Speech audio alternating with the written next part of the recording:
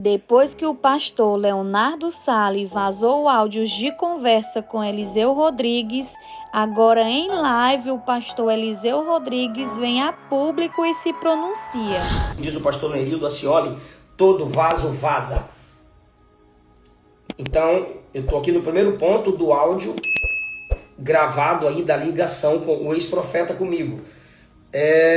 Sobre ser falso profeta ou não. Quando lá eu digo que no Fuxico Gospel, numa entrevista, eu não o chamei de falso profeta. Eu acho que durante a ligação, não me lembro muito bem, essa ligação foi a primeira vez que eu estive nos Estados Unidos, se não me engano, setembro de 2023, eu acho que sim. E a fala que eu me dirijo aqui é essa: eu não te chamei de falso profeta a partir desse pressuposto que eu estou usando a partir de Deuteronômio 20. Não temos outro texto no Antigo Testamento sustentando a ideia de que um profeta foi executado por um erro. Nenhum texto do povo de Deus executando Deuteronômio 18. Lembra de Natã? Natã falou do seu coração para Davi. E como diz o pastor Nerildo Acioli, todo vaso vaza. Sim, essa ligação é de 2023. Se não me engano, é a primeira vez que eu fui nos Estados Unidos. Em Mateus capítulo 7, versículo, a partir do 15, Jesus diz que o falso profeta não é conhecido por uma predição que não dá certo.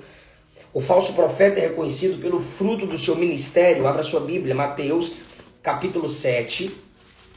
Mateus capítulo 7. Versículo 15, acautelai-vos, porém, dos falsos profetas que vêm até vós vestidos como ovelhas, mas interiormente são lobos devoradores. Tem aparência de ovelha, mas a essência é lobo. Parece fazer parte do corpo de Cristo, parece ser irmão de Cristo, mas é ímpio. Ok?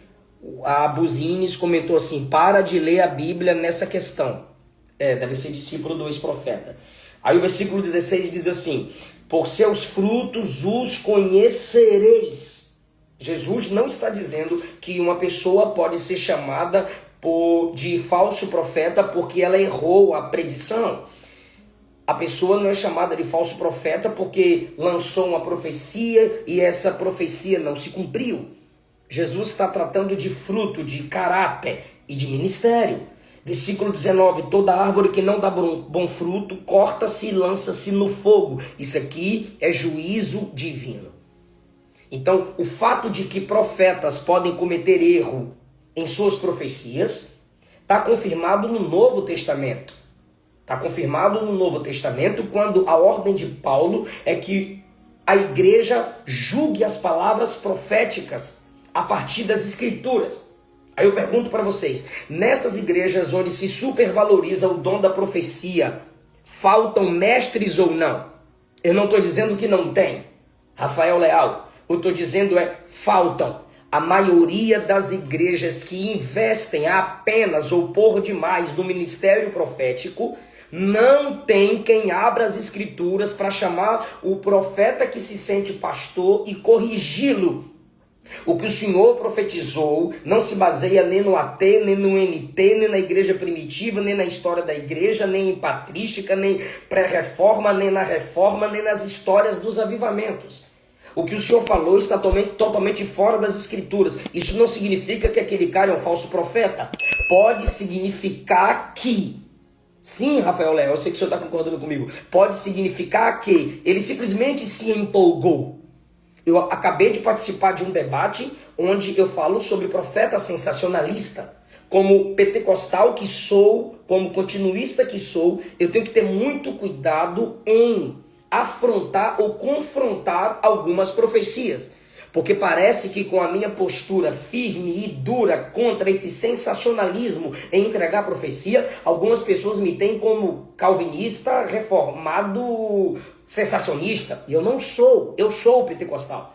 Agora, o fato do ex-profeta errar alguma profecia não significava para mim que ele seria um falso profeta. Então vocês percebem no áudio que eu falo, a fonte da minha fala. No Fuxico Gospel eu não te chamei de falso profeta. Se alguém assistiu a minha live com o ex-profeta, em nenhum momento eu olhei para ele e o chamei de falso profeta. Eu o chamei de profeta do Pix porque ele sabe que na época ele estava aliado com a tal de Renálida e uma moça que trabalha na nossa igreja, o nome dela é Marcionilha, ela tinha os prints, não sei se ainda tem, ela recebendo uma mensagem desse bando, dessa quadrilha, lhe pedindo Pix por oração e por profecia. O tal do profeta David, que eu citei lá no debate, fala para você fazer um propósito de dar R$40 baseado no Salmo 40 para você receber orações proféticas. Nesse sentido, o chamei de profeta do Pix. Pastor Eliseu, você é um professor do Pix? Pode ser, eu vendo meus livros via Pix.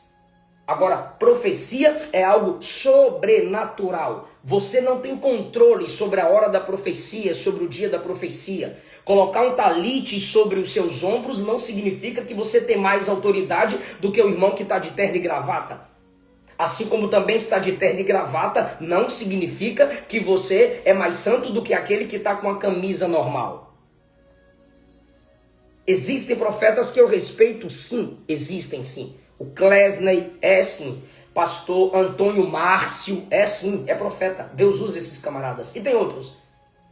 Então, bora falar dos mestres agora? Bora falar de pregadores? O apóstolo Pedro cometeu um erro tão grave que levou os crentes em Antioquia à hipocrisia. E o que é que Paulo fez? Paulo teve que repreendê-lo publicamente em Gálatas capítulo 2, versículo 11. Se o seu pecado é cometido publicamente, você tem que aceitar ser exortado publicamente, principalmente se você assume um cargo de liderança. Todo pastor de uma igreja é pastor de uma cidade. Todo pastor de uma igreja é pastor de uma cidade e um pastor de um país. Aí, Paulo chama a atenção de Pedro publicamente, porque seu pecado foi público e estava levando a igreja à hipocrisia. Eu estou falando de mestre agora. E sabe o que foi que aconteceu? Quando Pedro vai escrever sua segunda carta, ele chama Paulo de quê? Homem, sábio e amado. Ele usa o exemplo de Paulo para inspirar a igreja a crescer na graça e no conhecimento. Meu Deus! Entenda que Paulo chama a atenção de Pedro publicamente. E o que aconteceu? Pedro, quando vai falar sobre Paulo, chama de amado, irmão, sábio. Aqui, se você estuda, se você já leu algum livro teológico, você sabe que as editoras do Brasil recolhem vários livros por erros dos escritores. Então, o autor que mais critica erros de pregadores aí, já teve textos questionados, porque errou numa aplicação sobre a encarnação de Cristo, cometendo ali a heresia do eutiquianismo. Eu não estou dizendo que a gente não tem que ter objetivos altos na vida ministerial. Não, queridos, como os apóstolos, imitar os apóstolos de Cristo. Mas se nós nos analisarmos simplesmente com a máxima categoria de ministério, qual vai ser o padrão agora para nós? Ninguém vai ser considerado verdadeiro mestre ou verdadeiro profeta, meu irmão. O meu desejo é amar Jesus como João. O meu desejo é pregar como o apóstolo Paulo. Esse é o meu desejo. É provável que eu nunca chegue nesse nível, meus irmãos. Mas isso não significa que o amor que eu tenho por Jesus e que vocês têm por Jesus seja falsificado. Não significa que o seu desejo de crescer nas escrituras também seja falso. Paulo acusou crentes carnais e mundanos. Paulo acusou dois tipos de crentes, carnais e mundanos. O crente carnal é aquele que teve tempo para se tornar espiritual, mas permaneceu imaturo porque recusou a correção. Esse é o crente carnal. Mas o crente mundano é aquele que teve chance, teve quem o ensinasse, teve jeito de aprender e não quis aprender, ele não quis amadurecer. Então existem crentes carnais, existem profetas carnais que são imaturos, precisam se desenvolver nos seus dons. Paulo diz a Timóteo para não apagar o dom. Não deixar o dom se acabar, você tem que se desenvolver nos dons. 1 Coríntios capítulo 12, 1 Coríntios capítulo 14, Paulo manda buscar e abundar nos dons. Abundar nos dons é buscar em Deus sabedoria para o exercício do seu dom. Então não é porque o camarada é sensacionalista na entrega de uma profecia que ele pode ser considerado um falso profeta. Eu estou aqui partindo do pressuposto quando deslealmente uma ligação foi gravada pelo ex-profeta.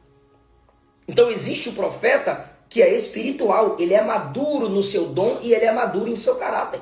E existe o profeta que é imaturo, mas ele está crescendo no seu caráter e nos seus dons estão sendo aperfeiçoados. Para isso Deus coloca os mestres na igreja, para exortá-los, para abrir as escrituras e dizer: se arrependa.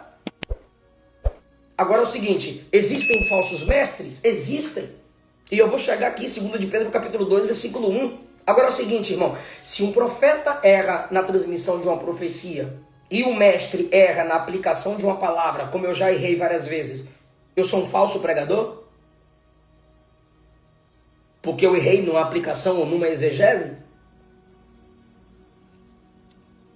Nós temos debates, tem um debate meu aí no YouTube com o pastor sensacionista, gostei muito dele, sua postura, sua humildade. Acho que é Walter o nome dele, se não me engano. Não é o Regiane, não, é outro. Se vocês lembrarem aí, vou soltar um comentário aqui. Lembra do debate que eu participei com o sensacionista? Me ajuda aqui, gente. E ele acredita, como o seu pastor acredita, que os dons extraordinários não existem mais. Eu acredito que existem sim, porque a Bíblia não faz essa categorização entre dons extraordinários e dons ordinários. E aí, meu irmão, ele é um falso mestre? Nenhum pentecostal chama um sensacionista bíblico, não no sensacionismo, mas em suas outras crenças, de falso profeta, de falso mestre. Será que alguém que errou na transmissão de uma profecia não merecia também a nossa misericórdia? Alguém que, por ser influenciado por outra pessoa, e o próprio irmão lá, ex-profeta, disse que havia se afastado da falsa profetisa lá do Nordeste, que eu também sou nordestino, é Isaac. O sensacionista que eu debati foi Isaac, um grande homem, uma grande ética, uma grande postura, uma igreja séria, a igreja do pastor Graconato. Apresentou ali as suas posições e pronto. Agora é o seguinte, qual é o continuista que chama esses sensacionistas sérios de hereges? E qual é o sensacionista sério que chama o pentecostal bíblico, o pentecostal clássico de herege? A eternidade vai mostrar quem estava errado em suas aplicações. Agora, se o mestre que deu uma falsa interpretação precisa do nosso perdão quando arrependido, por que um profeta que liberou uma profecia com muita empolgação e sensacionalismo também não pode ser perdoado? Pastor Tiago Rosas comenta, pastor Tiago Rosas é um mestre do Brasil, profetas verdadeiros que erram e profetas falsos que acertam.